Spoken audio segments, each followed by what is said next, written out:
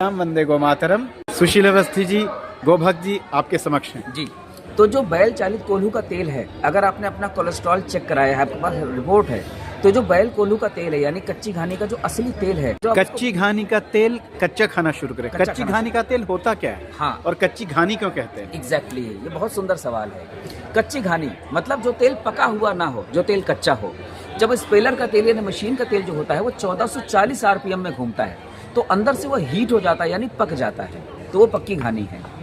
और जो तेल ठंडी विधि से घूमेगा, जो सिर्फ 2 आरपीएम पे घूमेगा, 2 आरपीएम मतलब 2 राउंड पर मिनट, ये जो बैल है ना, ये 1 मिनट में सिर्फ 2 चक्कर लगाता है, तो तेल हुआ ठंडा, तो वो पका नहीं। जब पका नहीं तो वो कच्ची घानी हो गया। तो एक्चुअल जो कच्ची घानी है वो बैल कोल्हू का तेल है, और जो वो तेल हैं जो पके हुए हैं, हीटेड हैं, काले हैं, वो पक्की घानी है। तो ये है असली कच्ची घानी। और ये पीली सरसों का तेल है? नहीं, ये काली सरसों का काली तेल, सरसों का जो तेल। पीला है, जो पीला है, जो असली तेल में पीला ही होता है। असली तेल। काली सरसों का तेल आमतौर पर मार्केट में काला मिलता है, ये पीला तेल है। हाँ। यानी ये पीली सरसों का है।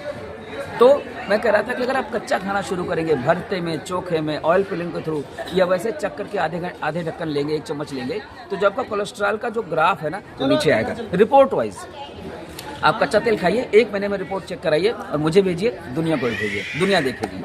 और गाय के घी पे भी कुछ बता रहे थे आप? जी। तो गाय के घी में ये पचे हुए स्वरूप का घी है, क्योंकि जो दूध नहीं पचा पाता उसको दही पच जाता है। तो जो दही से घी बनेगा वो पचे हुए स्वरूप से बना हुआ है। तो जो मार्केट में घी बिक रहे हैं वो दूध की क्रीम निकाल करके बन रहे हैं, यानी दूध से बन रहे हैं।